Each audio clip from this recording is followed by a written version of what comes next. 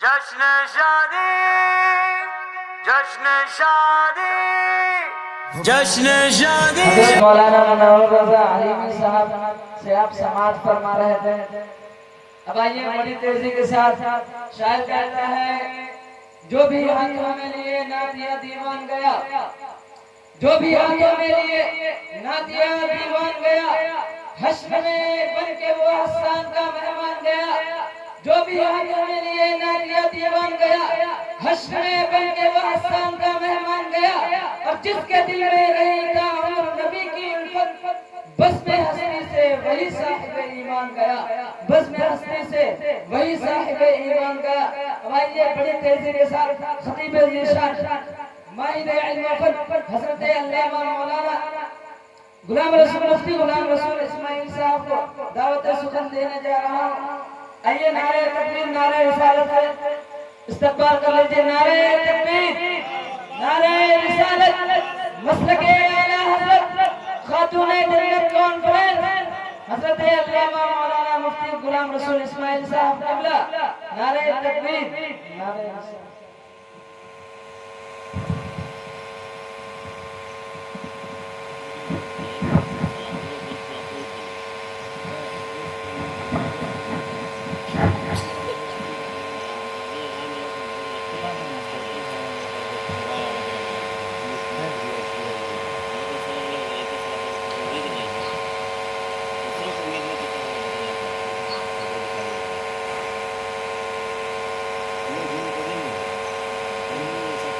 अस्सलामु अलैकुम वरहमतुल्लाहि वबरकातुहू।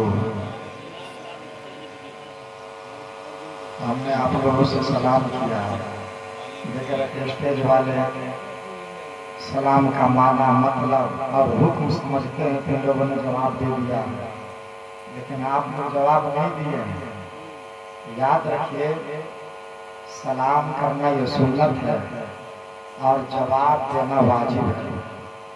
और फिदा का मसला है कि तर्के वाजिब पर गुनहगार हो जाता है आदमी। इसलिए जब कोई सलाम करे तो सलाम का जवाब अच्छे अंदाज में देना चाहिए, है कि नहीं? हम फिर दोबारा सलाम करते हैं, अस्सलामु अलैकुम। माशाअल्लाह। पता ये चला कि शेर समस्तीपुर के इलाका ऐसा है कि 2 मरतबा सलाम किया जाता है तो 1 मरतबा जवाब मिलता है। अब होगा ये कि आइंदा जब आएंगे ना तो पहले 2 मरतबा हम सलाम कर लेंगे, उसके बाद आप लोग जवाब दे दीजिएगा। खैर, अल्हम्दुलिल्लाह अल्हम्दुलिल्लाह रब्बिल आलमीन वल आक़िबतु लिल मुत्तक़ीन वस्सलातु वस्सलामु अला अशरफिल अंबिया'i वल मुरसलीन वअला आलिहि व अस्हाबिहि अजमईन। अम्मा बाद, फअऊज़ु बिल्लाहि मिनश शैतानिर रजीम। बिस्मिल्लाहिर रहमानिर रहीम। लक़द कान लकुम फ़ी रसूलिल्लाहि उस्वतुन हसनह। आमन्तु बिल्लाहि सदक़ल्लाहुल अज़ीम व सदक़ रसूलुहुन नबियुल अमीनुल मतीनुल करीम व नहनु अला ज़ालिका लमिनश शाहिदीन वश्शाकिरीन वल्हम्दुलिल्लाहि रब्बिल आलमीन। बलगल गुलाबी कमालिही कशफत तुजाबी जमालिही हसनत जमीओ खिसालिही सल्लु अलैहि व आलिही।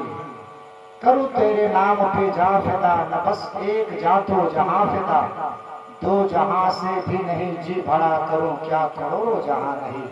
आइए अक़ीदत और मोहब्बत के साथ जिनको अपने नबी से जितनी ज्यादा मोहब्बत है, अक़ीदत है, उतनी ही मोहब्बत के साथ मुझे पाक पढ़े। अल्लाहुम्मा सल्ली अला सय्यिदना मौलाना मुहम्मद बारिक वसल्लम सल्लु अलैहि सलातु व सलाम अलैका या रसूल अल्लाह या हबीब अल्लाह या नबी अल्लाह सल्लल्लाहु तआला अलैहि व अला आलिहि वसल्लम। आप अपनी बातों की निगाह से देख रहे हैं कि इस बस्म की अजीम रौनक शेरे शहर समस्तीपुर हज़रत अल्लामा मौलाना कारी मतीउर रहमान साहब क़िबला अशरफी तशरीफ फरमा है। जहाँ हजरत रहते हैं तो हम लोगों का वजन बढ़ जाता है। हम लोगों का वजन ही नहीं, समझिए कि हमारी जमात बावजन हो जाती है। अल्लाह ताला इनको सलामत रखे। हमसे पेशतर आप लोगों ने हजरत अल्लाह मौलाना शाहिद रजा साहब की वजह से बड़ा अच्छा और उम्दा खिताब समाप्त किया। जरूरत है कि हजरत के बयान करता बातों पर हम लोग अमल करें। अल्लाह ताला अमल की तौफीक अता फरमा दे। अभी आप लोगों ने हजरत मौलाना मुनव्वर रजा साहब से कलाम अरशदुल कादरी समाप्त किया। एक कैफियत तारीफ हो रही थी। वाकई हजरत दिल का इकान करता है कि अल्लामा की सारी खिदमत एक तरफ और अल्लामा का एक कलाम एक तरफ।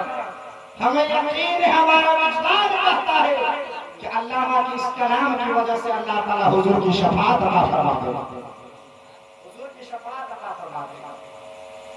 और हजरत अल्लाह मौलाना हाफिज वकारी अजमत अली साहब जो उस्ताद हैं खान समरकंदिया के और खतीब इमाम है सुन्नी जामे मस्जिद दोनार दरभंगा। माशाअल्लाह ये बड़े लायक व फायक बहुत मुतहर्रिक व फाल और हर मामले को संजीदगी से लेकर के सुलझाने का मरकज। हमें याद है कि जब ये हमसे 2 साल आगे जमात में थे और पीछे थे, इनसे हम सीखा करते थे कि मामलात को कैसे सुलझा जाए। जिस संजीदगी के साथ ये मामले को लेते थे तो हम लोग को सीखने का मौका मिलता था। आज इन लोगों की दुआ से परवरदिगार आलम ने, रईसुल कलम ने जो बाग लगाया था, उसी बाग में खिदमत की वजह से अल्लाह ताला ने हमें कबूल कर लिया। अभी आप लोग हजरत हाफिज वकारी जनाब बरकत अली साहब से नकावत का अशार समाप्त कर रहे थे और आज के निजामत की नीति ऊपर काबिल मुबारकबाद हजरत आली जनाब दिलदार हुसैन साहब। इन्होंने कुछ नहीं किया, लेकिन जो कारनामा अंजाम दिया है, कसम खुदा की यारो कुर्बान जाइए उनके मुकद्दर पर कि उन्होंने अपने पूरे घर को यानी पूरे घराना को आलिम बना दिया। ये इनफरादी हैसियत थी तो पूरे घराने को उन्होंने आलिम बना दिया। देखें मौलाना अजमत साहब, ये भी आलिम है, इनकी अहलिया वो भी आलिम है, इनके भाई ये भी आलिम है, इनकी जो बहनें हैं वो भी आलिम है। बताइए कि परवरदिगार आलम ने इतना बड़ा कर्म किया कि पूरा घराना आलिम है। आज लोग फख्र करता है कि हमारे पास दौलत है, लोग फख्र करते हैं कि हमारे पास बिल्डिंगें हैं, लोग फख्र करते हैं कि हमारे पास गाड़ियां हैं, लेकिन याद रखना कि दीन मुस्तफा की ललक दिल में फंसा करके आली जनाब दिलदार साहब ने अपने घर को और पूरे घराने को आलिमाना ताज के अंदर सजाया है। रब्बुल जलाल से हमें उम्मीद कभी है कि कयामत के दिन परवरदिगार आलम इनके खानदान की भी मग़फ़िरत फरमा देगा और इनके पूरे घराने वाले की भी मग़फ़िरत फरमा। ये बहुत बड़ी दौलत है साहब, ये सब के मुकद्दर में कहा, ये बहुत बड़ी दौलत है। और इस दौलत को अगर मुंतखब करने की सलाहियत अगर कोई रखते हैं तो आपके शहर समस्तीपुर हजरत अल्लाह वकारी मोतीउर रहमान साहब तशरीफ हैं, जिन्होंने भाप लिया, इन्होंने पूरे शहर का जायजा लिया। ये पूरे बिहार में कष्ट करते रहते हैं। कौन ऐसी खानका नहीं है जहाँ हजरत को लोग नहीं जानते, लेकिन अपने बच्ची के लिए जो दामाद का इंतखाब किया वो इंतखाब लाजवाब। सुभान अल्लाह। जब खुशी हुई, जब हमें खबर पहुंची, मौलाना अजमत साहब ने कहा कि हमारा निकाह हो रहा है, और जब ये बात कारी साहब के हवाले से इन्होंने बताई तो वाकई दिली मुसर्रत हुई और हमने कहा कि आपका भी इंतखाब लाजवाब है और कारी साहब का भी इंतखाब लाजवाब है। अल्लाह ताला की बारगाह में यही दुआ करेंगे कि परवरदिगार आलम आली जनाब दिलदार साहब ने जो सामान आखिरत तैयार किया है, अल्लाह ताला इन तमाम लोगों को दुनिया में भी आबाद रखे, मरने के बाद भी कामयाब अता फरमा दे। एक मरतबा दुरूद पाक पढ़िए, अल्लाहुम्मा सल्ली अला सय्यिदना मौलाना सल्लल्लाहु अलैहि वसल्लम अलैका या रसूल अल्लाह सल्लल्लाहु तआला अलैहि वसल्लम। मैं बड़े भाई की तरह मौलाना अज़मतुल्लाह को मानता हूं।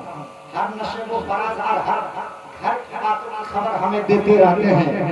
आज एक अजीम जिम्मेदारी इनके सर पर है। वो सारी जिम्मेदारी और सारे मतकासियात को पूरे कर रहे हैं। वाकई जिनके घर पर बेटियां होती है, जिनके घर पर बहनें होती है, तो जमाना तो ये है कि लोग अपना चेहरा बिगाड़ने लगते हैं, अपनी नौयत बदल लेते हैं। लेकिन याद रखना, परवरदिगार आलम बेटा मांगने से अता फरमाता है और बेटी अल्लाह ताला मुकद्दर से अता फरमाता है। आज दिलदार साहब एक अजीम सुन्नत की अदायगी कर रहे हैं। ये हर माँ बाप पर लाजिम और जरूरी है कि जब तक बच्चे हद बुलुगत को पहुंच जाए तो मुनासिब रिश्ता ढूंढ करके रिश्ते इंजवा से मुंसलिक कर दिया जाए। आज की चंद बातें आप इसी महवर पर सवाल करते चले। आज अल्लाह का फजल है कि हम मुसलमान हैं। आज हमारा बाप दादा भी मुसलमान है, हमारा खानदान मुसलमान है और इंशाअल्लाह आने वाली नस्ल भी मुसलमान होगी।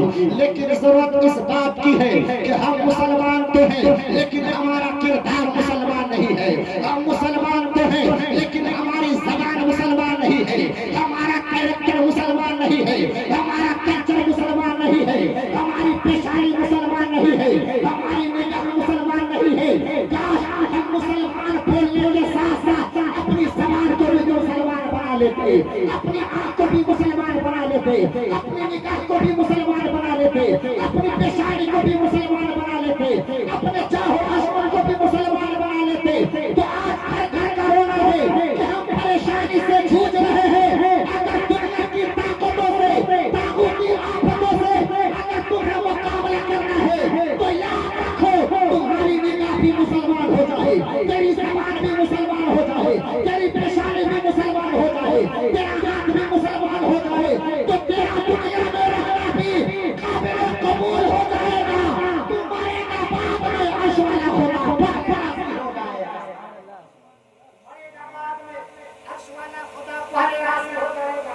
सब चाहते हैं तो खुदा राजी हो जाए। लेकिन मखदूम अशरफ सुन्नानी रहमतुल्लाह अलैह की जब ईसाई करने वाले बड़े बड़े इमामों ने कलम उठाया तो कहा आज न उनकी पना, आज न उनसे फिर न मानेंगे कयामत में अगर मान गया। आज जो आप ये रौनकें देख रहे हैं, आज हजरत कारी साहब जिनका तशरीफ लाए हैं, मोहम्मद के सारे उलमाए किराम तशरीफ फरमा है।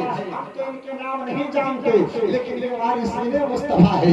ये जिस बस्ती से गुजर जाते हैं परवरदिगार आलम आफतों को दूर फरमा देता है। यही वो नूफ़ से कुदसिया है जिनकी बरकत से परवरदिगार आलम आपके मोहल्ले में रिज़्क़ भी उतारता है। सुभान अल्लाह, ये वो नूफ़ से कुदसिया है।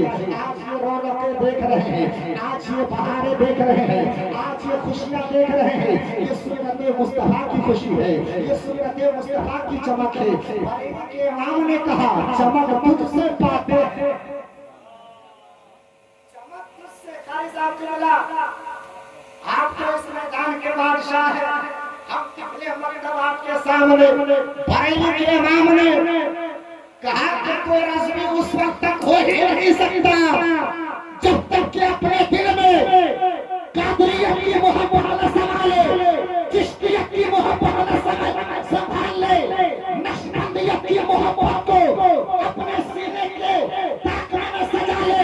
और बरेली के इमाम का यही पैगाम है कि इमाम अहले सुन्नत का वही सबसे बड़ा आशिक होगा जो हज़रत मखदूम सिबना का आशिक होगा, जो मखदूम सिबना का आशिक है, जो उस बारगाह में मकबूल हो गया, बरेली में आकर के भी मकबूल हो गया।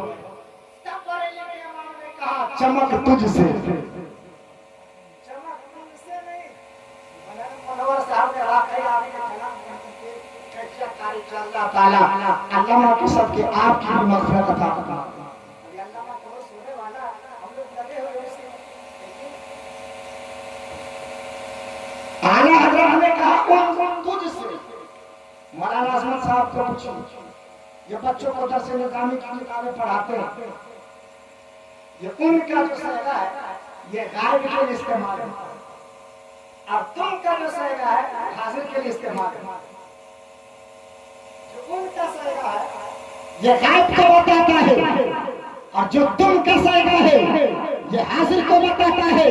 जो महफिल में मौजूद नहीं है हम कहेंगे उनसे हमने मुलाकात की, उनसे हमने सामान लिया, उनसे हमने मामलात किए, लेकिन जो सामने मौजूद है उसके लिए हम तुम का इस्तेमाल करेंगे। तुम का लफ्ज वहीं पर बोला जाएगा।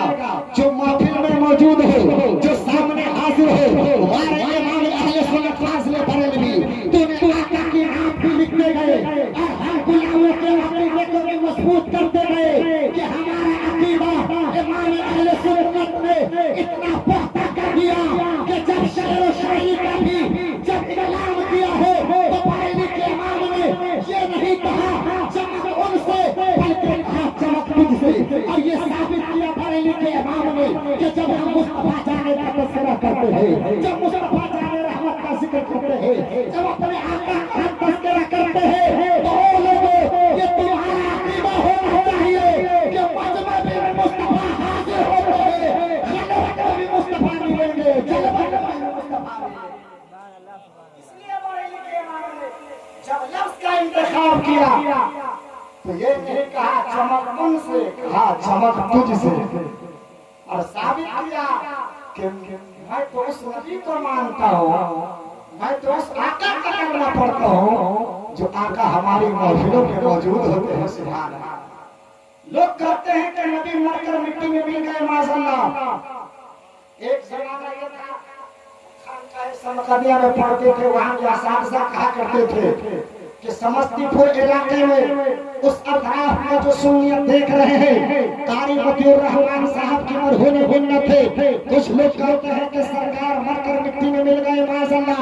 याद रखना, हम उस सरकार को नहीं मानते जो मरकर के मिट्टी मिल गए हो, बल्कि हम तो उस सरकार को मानने वाले हैं जो कल भी जिंदा थे, आज भी जिंदा है, हमारी समाज को सुनते हैं, हमारी ज़कात को समाज फरमाते हैं, की ज़बान में हश्र तक यही कहते रहेंगे, तू जिंदा है वल्लाह, तू जिंदा है वल्लाह। मेरी जश्न आलम से छुप जाने, मेरी जश्न आलम से छुप जाने वाले इमाम अहले सुन्नत ने कहा चमक तुझसे पाते हैं सब आ गए, सब आ गए, सारे नबी भी आ गए, सारे रसूल भी आ गए।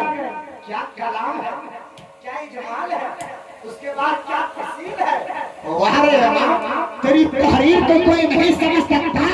आला हज़रत पर ज़बानबाज़ी करने वालों, जब तहरीर आले थे आला हज़रत के इजमाल को नहीं समझ सकते हो तो ज़ाते आला हज़रत को कैसे समझ सकते हो। जब बरेली के इमाम को समझना इतना दुश्वार है तो मदीने के लाल को समझना कितना दुश्वार होगा। लेकिन हाँ, अगर तेरे दिल में सिद्दीक जैसी मोहब्बत हो गई, तेरे दिल में फारूक जैसी अकीदत हो गई, जब तेरे दिल में उस्मान गनी जैसी मोहब्बत हो गई, मौला अली जैसी अकीदत हो गई, मखदूम सिमना जैसी मोहब्बत हो गई, तो याद रखना तुम आवाज बाद में दोगे, सरकार इस्तेमाल बड़ा पहले करेंगे, कब्र में मर करके बाद में पहुंचोगे, सरकार पूरी शफाअत के लिए कब्र में पहले पहुंच जाएगा।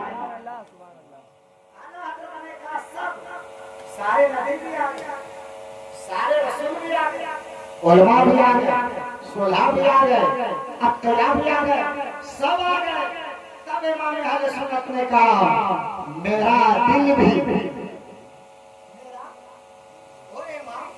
तूने ये क्यों नहीं कहा मेरा चेहरा, ये क्यों नहीं कहा मेरी आँख, ये क्यों नहीं कहा मेरी पेशानी। एक से क्रीम आ गया है। हज़रत 2 दिन पहले एक जलसा में तकरीर कर रहे थे, एक आदमी खड़े होकर के कहा कि हज़रत तकरीर कर रहे हैं ना, आप जाइएगा यहाँ पर औरत सब नाच करेगी। इतनी बात सुनने के बाद इतनी शर्मी लगी कि हमें एहसास हुआ, आलम तो ये साहब औरत मेकअप करती है, आज का नौजवान भी मेकअप करने लगा है। लड़का सब जो है अपने घर में वो क्रीम तो वो क्रीम, ये क्रीम तो वो क्रीम लगता है, चेहरा चमकाता है। अबे मेरे मुस्तफा ने चमकाने के लिए जो नमूना दिया है, तुम फजर पर हो, रब तबारक तआला तेरे चेहरे को चमका देगा, ज़ोहर पर हो तेरा वजूद चमक जाएगा, असर पर हो तेरा तेवर चमक जाएगा, मगरिब और इशा पर हो तेरा खानदान चमक जाएगा। चमकाने के लिए तुम दुनियावी चमक का इस्तेमाल क्यों करते हो?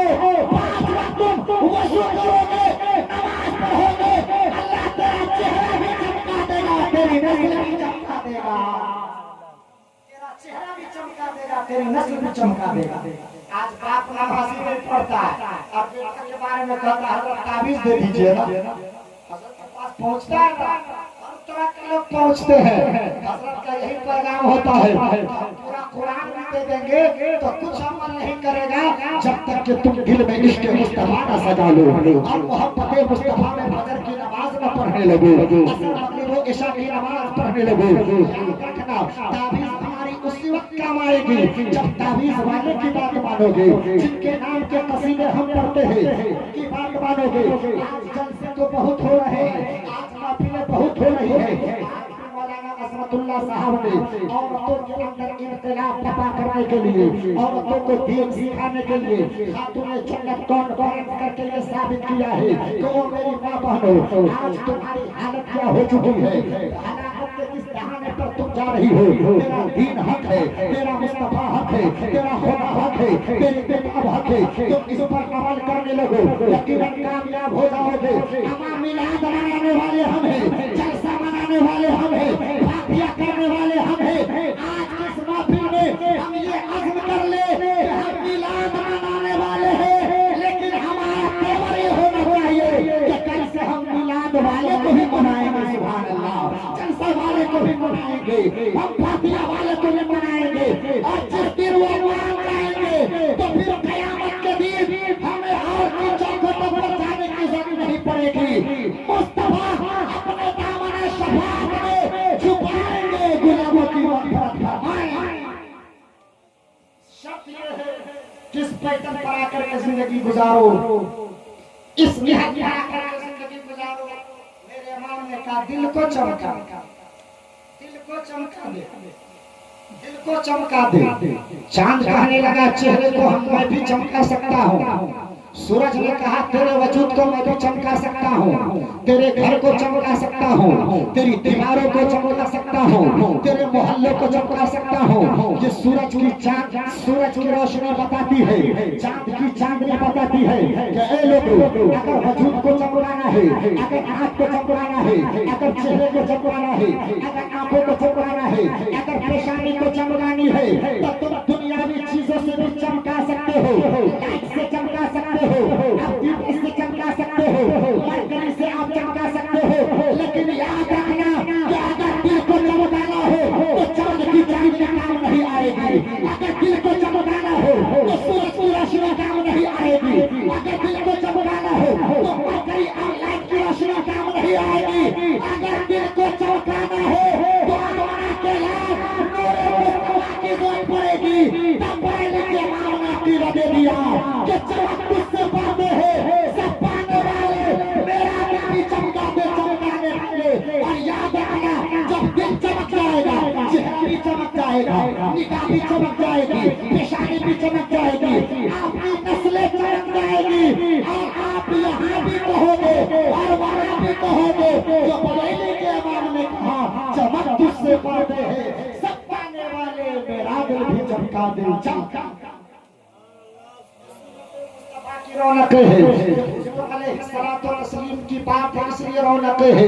आज महफिल मनाने का यही मकसद है कि लोग नमाजी हो जाए। आजकल लोग जो है के ऊपर टीवी के ऊपर सारी सहूलतें रखते हैं, टीवी पर तो पर्दा रखते हैं, लेकिन अपनी बेटियों पर पर्दा नहीं रख पाते। आज हमारी बेटियां जो है कॉलेज के नाम पर, यूनिवर्सिटीज के नाम पर, मोहते मुस्लिमा की बेटी होने के नाते वो काम कर जाती है जो शरीयत मुतहरा में किसी भी हाल में जायज नहीं है। राजधानी में रहता हूँ, मैं हर तरह के नशे व फराज आप उठान बैठान को देख रहा हूँ। लाख मुसलमान बच्चियां जो है मुर्तद हो गई है। काश उन्हें सीरत मुस्तफा पढ़ा दिया गया होता, काश उन्हें बता दिया गया होता कि जब यजीदियों ने इस्लाम का चैलेंज किया था तो काफिर मोहल्ला में मेरे इमाम हुसैन ने 72-73 नफूस कुदसिया की दावत का नजराना पेश करके ये जमाने से पैगाम दे दिया, ओ मेरे नाना जान के कलम पढ़ने वालों, ओ मेरे नाना जान से मोहब्बत करने वालों, वाकई मेरे नाना जान से मोहब्बत करते हो, वाकई मुस्तफा जाने रहमत की अकीदत है, वाकई गौसो खाला के मानने वाले हो, तो याद रखना, और याद को मानने वाले हो तो याद रखना कि करबला से तुम्हें यही सबक दिया जा रहा इमाम ने यही सबक दिया कि अगर वक्त के यजीदियों से तेरा मुकाबला हो जाए, वक्त के फासिकों से तुम्हारा मुकाबला हो जाए, वही यजीद था जिसने 10,000 सहाबाए किराम को शहीद किया था। वही यजीद है जिसने मस्जिद नबवी के तक़द्दुस को फवाल किया था। वही यजीद है जिसने मक्का मुकर्रमा पर हमला करवाया था। वही यजीद है जो है अली असगर तक की भी शहादत मौला की बारगाह में कबूल करने का मुआविन साबित हुआ और खुद को जहन्नम में चला गया।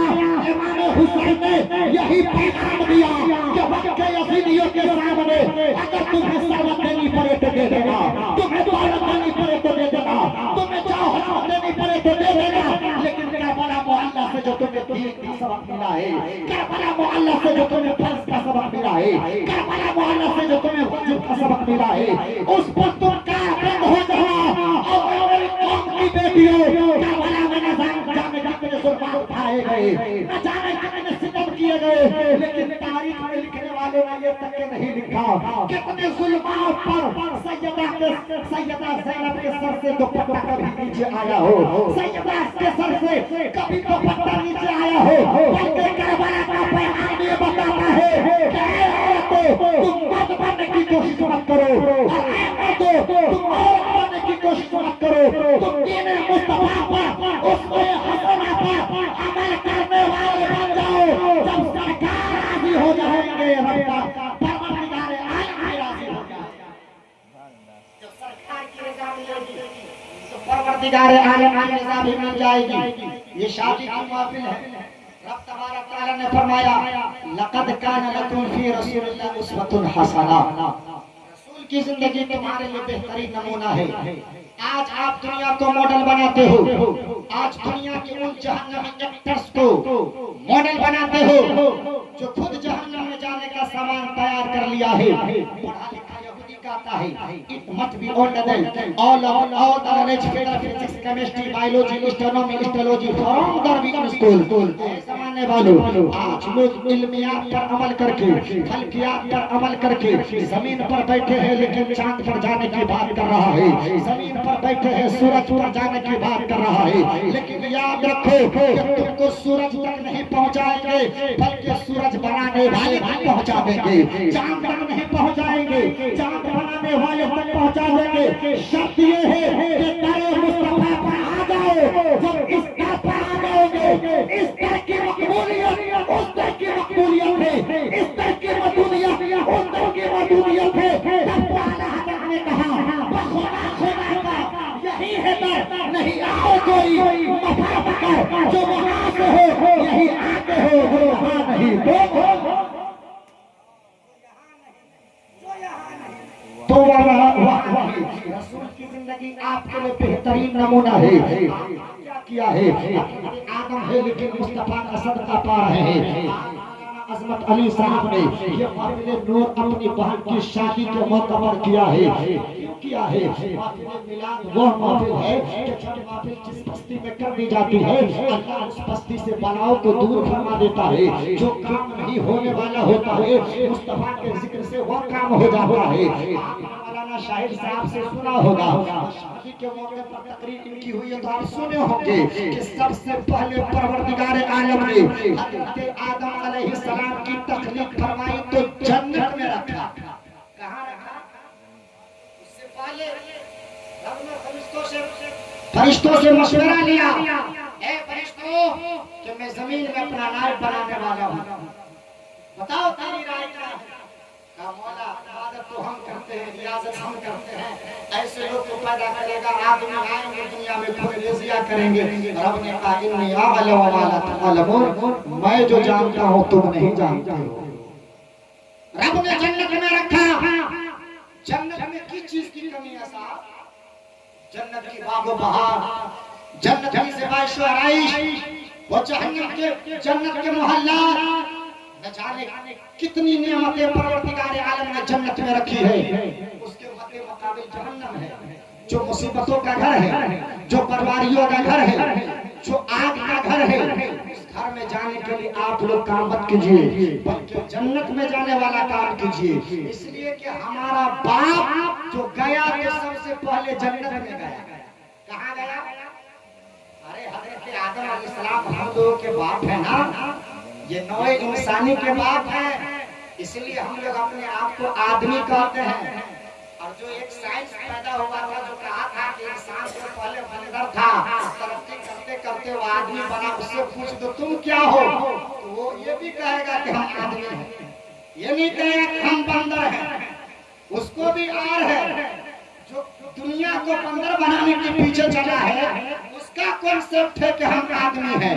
हजरत आदम की तखलीक फरमाई है, जन्नत में दिल नहीं लग रहा है, अब जन्नत में दिल न लगे तो परवरदिगार आलम आलिम गैब व शहादा है, परवरदिगार आलम खाम ने हजरत आदम अलैहिस्सलाम के बाएं पिछली से मां हवा को पैदा फरमाया। जब बेदार हुए, फितरत है रुझान हुआ, रब ने कहा आदम ठहर जा, आदम ठहर जा, पहले निकाह हो जाए तब कोई काम हो। हज़रत आदम अलैहिस्सलाम की तस्लीम को रोक दिया गया।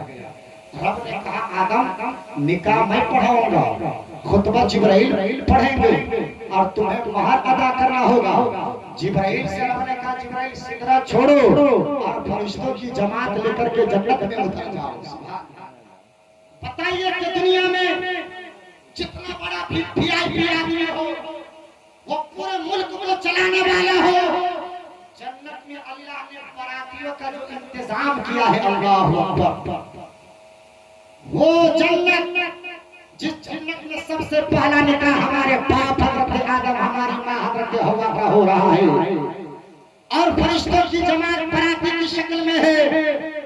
एक वो बारात थी, लेकिन आज का एक ऐसा बारात है साहब, पटना की सरजमीन है, एक हॉल के अंदर भीख मांग करके बाप ने बेटी का निकाह किसी तरह किया।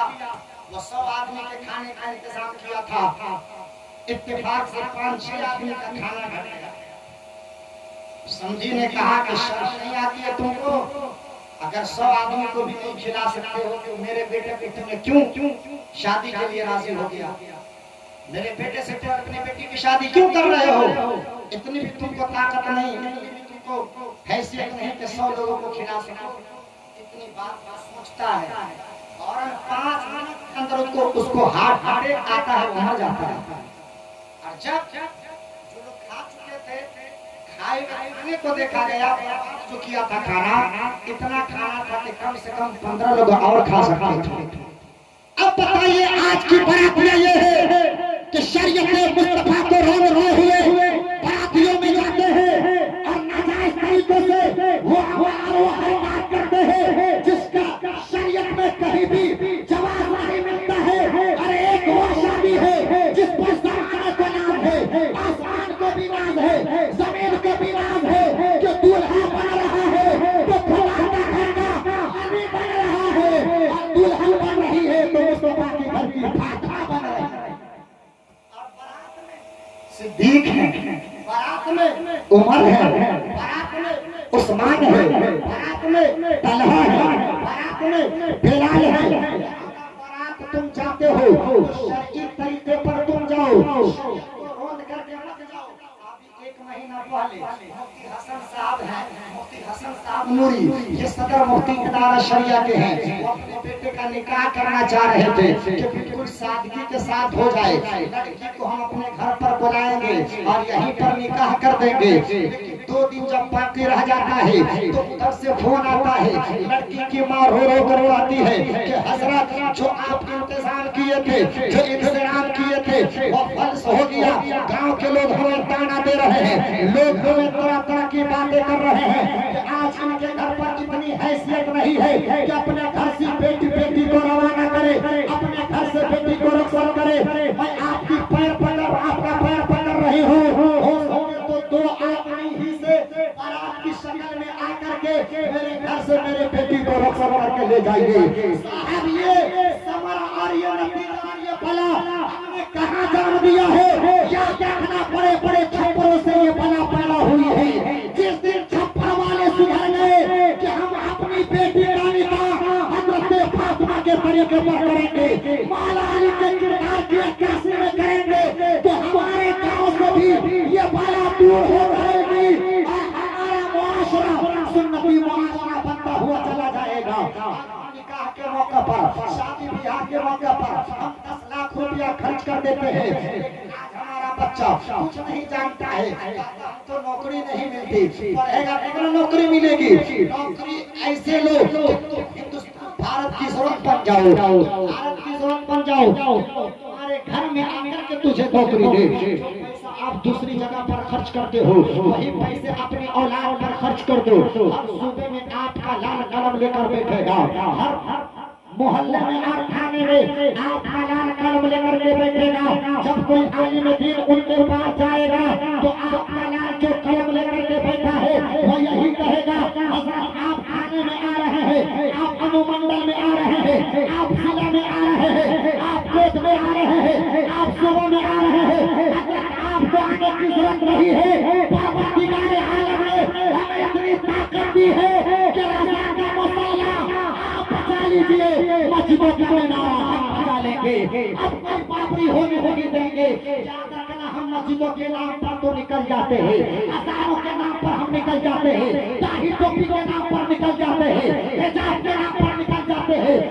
कितने लोग हैं जो कुरान सुन करके नमाज को जाते हैं, कितने लोग हैं जो मस्जिदों को पढ़ते हैं, कितने लोग हैं जो दाढ़ी टोपी का इस्तेमाल करते हैं, कितनी बच्चियां हैं जो हिजाब में रहती है। अगर हमारा मुआशरा इस तफक्कुर में आकर के जिंदगी गुजारेगा तो फिर पहले में बैठ करके हमारे खिलाफ कोई बदमाश कानून नहीं बनाएगा, बल्कि उसको भी मानना पड़ेगा कि कैफे मुस्तफा का कानून चल रहा था, कयामत तक मुस्तफा का ही कानून चलेगा, कयामत तक मुस्तफा ही का कानून चलेगा। आखिरी बात सुन लीजिए, फिर इंशाअल्लाह तकरीर का इख्तिताम हो जाएगा। वक्त हो चुका है। आदम अलैहिस्सलातु तस्लीफ जब पढ़े, कहा रुक जा, पहले मेरे नबी पर 30 मरतबा दुरूद पढ़ ले ताकि महक अदा हो। कारी साहब, मुफ्ती नसीम साहब बताते हैं कि हम खोला करते हैं ना, तो खोला में जो है 99% ऐसी औरतें होती है जो खोला के वक्त आकर के कहती है कि हमको महर की रकम वापस की जाए। और महर का मसला तो ये है साहब कि जब पहली मरतबा जाओ बीवी के पास तो हफ्ते महर अदा कर दो। आप जिस चीज से फायदा उठाते हैं, कपड़ा आप देते हो, पानी आप देते हो, सारी जरूरतें पूरी आप करते हो, लेकिन बीवी का हफ्ते महर अदा नहीं करते। इतना बांध देता है 5 लाख रुपया महर। वजह यह है कि आप जहेज देते हैं 10 लाख रुपया। जिस दिन आप कहिएगा कि हम जहेज का मुतालबा न करेंगे, इदारा शरीयत का भी चीख रहा था, इदारा शरीयत भी चीख रहा है कि अगर माशरे को अच्छा बनाना है और अपने नस्लों को आला पैमाने और बड़े कुर्सियों पर बैठाना है तो निकाह को सस्ता करो, औलाद को पढ़ा दो। औलाद को पढ़ा दोगे, निकाह को सस्ता कर दोगे, निकाह करना मुश्किल हो जाएगा।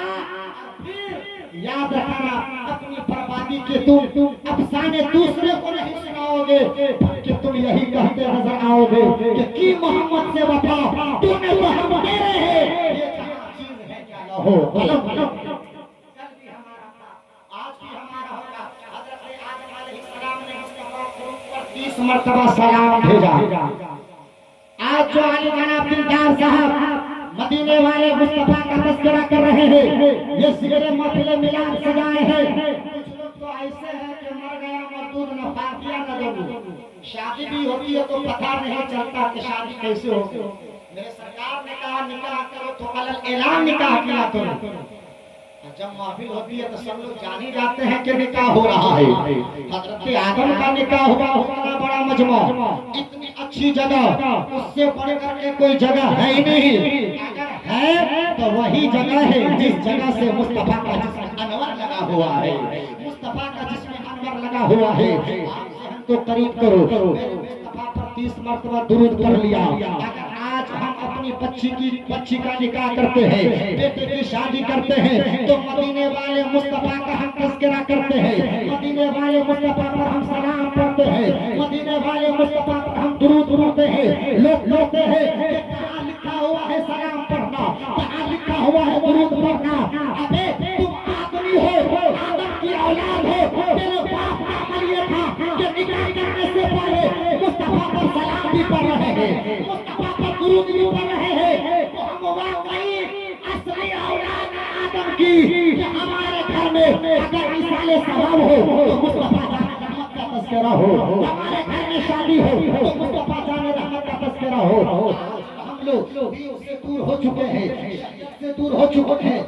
वजह है कि हर जगह हम मारे जा रहे हैं। आखिरी बात सुन लीजिए, सलाहुद्दीन अय्यूबी ने जब बैतुल मुक़द्दस को फतह किया था तो उसको यहूदियों ने कहा था, ओ सलाहुद्दीन अय्यूबी, बेटियों को ऐसा बना करके रखेंगे कि कोई दूसरा सलाहुद्दीन अय्यूबी पैदा न कर सकेगी। आज घर घर का रोना है। आज हमारी बच्चियां सोशल मीडिया पर इतनी एक्टिव है, फेसबुक के जरिए, ट्विटर के जरिए, इंस्टाग्राम के जरिए वो हर काम का अंजाम देती है जो नागुस्ताखी है। मेरी कौम की बेटियों, यहूदी मेरे पीछे, नसारा मेरे पीछे, पूरा कुफ्र मेरे पीछे लगा हुआ है। इतने पावर वाले खानदान में तुम पैदा हुई हो और कौम के नौजवानों, तुम अली के किरदार को अपना लो और जमाने से बता दो कि यहूदियत तुम अपनी जगह हो, नसारा अपनी जगह हो और काफिरों तुम अपनी जगह हो। हम मुस्तफा के मानने वाले हैं। हमारे हाथ में यहूदियों की टप्पा नहीं होना चाहिए। हमारे हाथ में तो हाथ होना चाहिए। हमारे हाथ में तो शरीफ होना चाहिए। हमारे हाथ में तो शरीफ होना चाहिए। जिस दिन मोबाइल के बजाय हमारी कौम की बेटियों के हाथ में सीरत सैयदा तैयबा ताहिरा हज़रत फातिमा आ जाए, हमारे बेटों के हाथ में सीरत मुस्तफा आ जाए, तो फिर बर्बादी के जहां में हम नहीं जा सकते। हर कदम कदम पर कामयाबी हमारा इस्तेमाल करता हुआ नजर आएगा। फलस्तीन की सरजमीन से आवाज आती है, ऐ कौम मुस्लिम, अगर तुम अपनी शनाख्त चाहते हो, अगर अपनी नस्लों की तहफ़्फ़ुज़ चाहते हो, अगर ये चाहते हो कि मेरा इमाम सलामत रहे, अगर ये चाहते हो कि वक़ार सलामत रहे, अगर ये चाहते हो कि इज्जत सलामत रहे, तो याद रखो अपनी जिंदगी के रवैये को बदलो। तुम्हारा हर अमल सुन्नत मुस्तफा पर होना चाहिए। तेरी शादी तरीक़े मुस्तफा पर होनी चाहिए। तेरा खाना पीना तरीक़े मुस्तफा पर होना चाहिए। तेरे मामला तरीक़े मुस्तफा पर होने चाहिए। आज भी वहाँ से आवाज आती है, न समझोगे तो मिट जाओगे। ऐ हिंदी मुसलमानों, तेरी दास्तान तक होगी दास्तानों में, लेकिन वही से आवाज भी आती है कि तुम भी वजयालू हो 313 पे, लेकिन पूरे कुफरिस्तान पर अपना पंजा जमाने वाले तुम ही हो। तुम हजार के तादाद में थे, आपने ओहद पूरा किया है। और तुम तो 72 थे, लेकिन पूरे यजीदियत पर तुम काबिज हो चुके थे।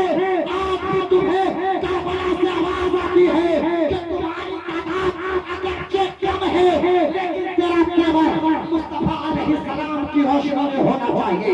सीरत मुस्तफा के रोशनी में तेरा जज्बा होना चाहिए, तेरा तरीका होना चाहिए, तेरा अमल होना चाहिए, तेरी महफिल होनी चाहिए, तेरा घर होना चाहिए, तेरा कल्चर होना चाहिए।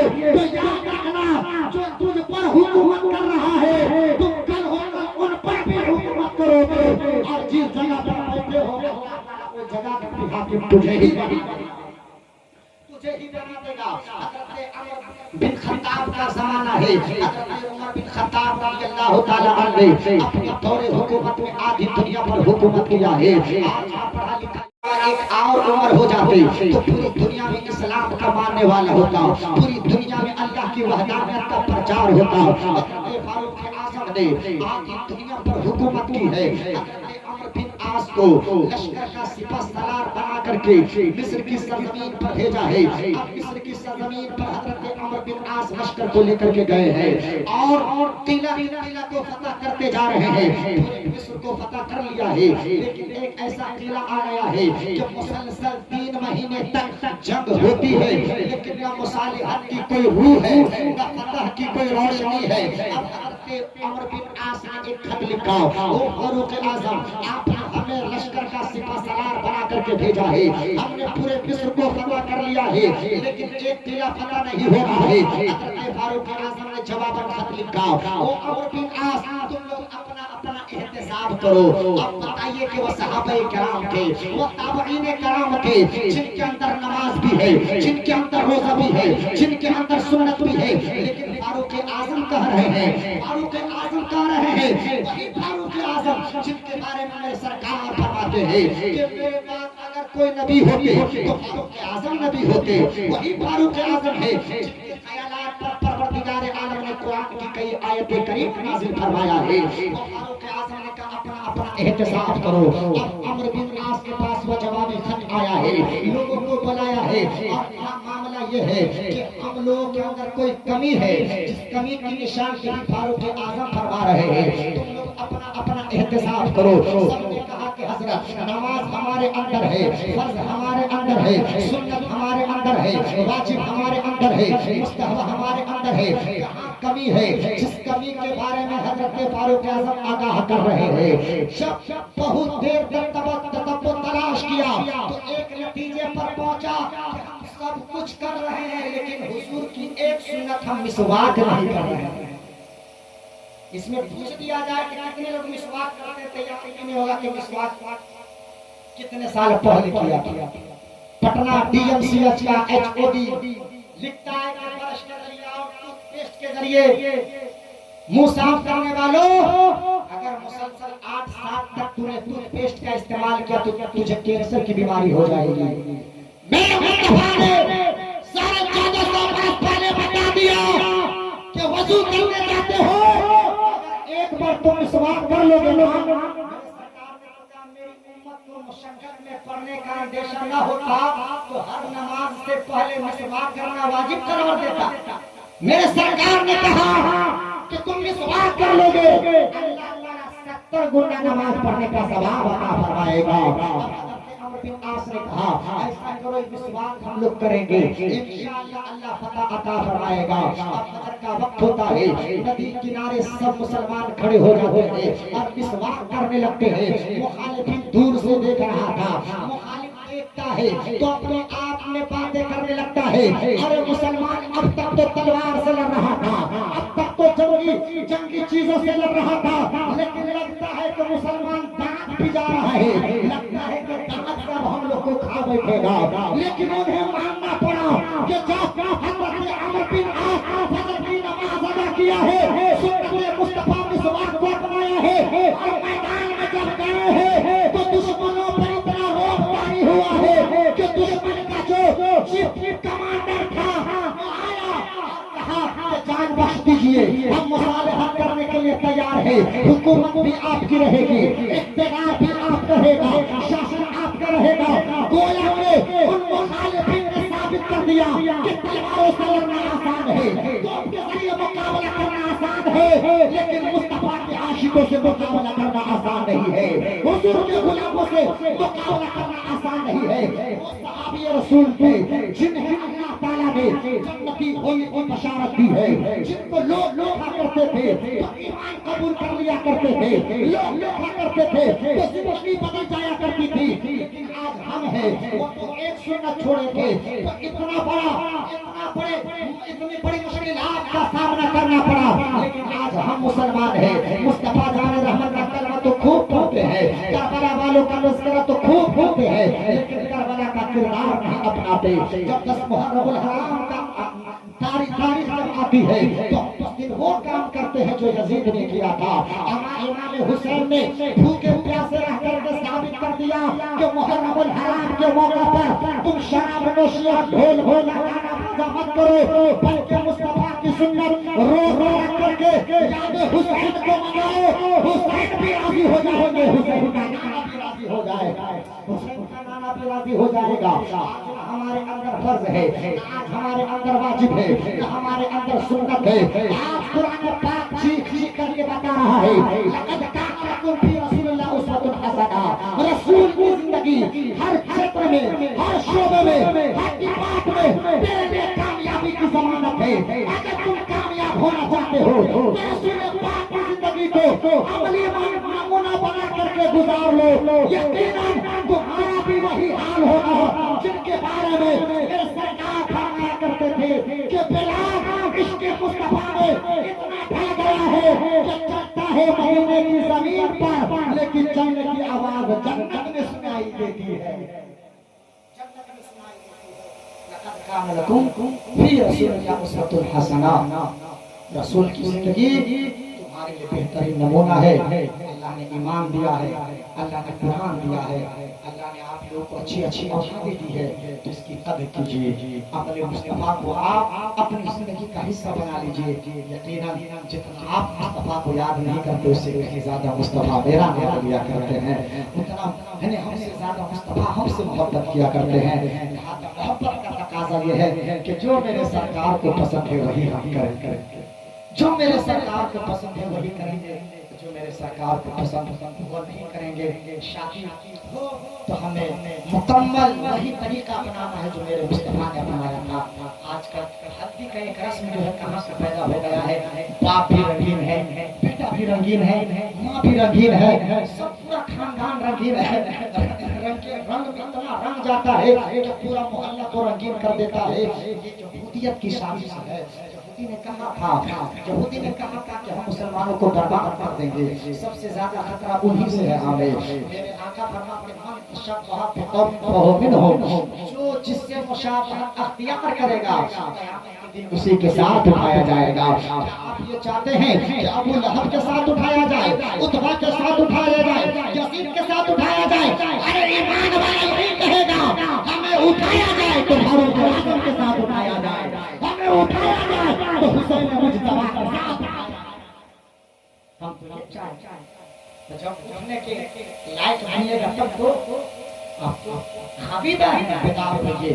अल्लाह ताला हम लोगों को कहने से ज्यादा सुनने से ज्यादा अमल की तौफीक अता फरमावे। और कल जो शादी होने वाली है अल्लाह ताला उसमें भी पना खैर बरकत का नज़ूल फरमावे। और दो रिश्ते एक हो रहे हैं, माहौबा का वास्ता, मेरे सरकार का वास्ता, प्यारे आका अलैहि सलाम की सुन्नत का वास्ता, वाला इस घर को भी आबाद कर दे, उस घर को भी आबाद कर दे। अल्लाह ताला इन्हीं बातों का तौफीक अता फरमावे। आप आइए खड़े हो तमाम सलाम।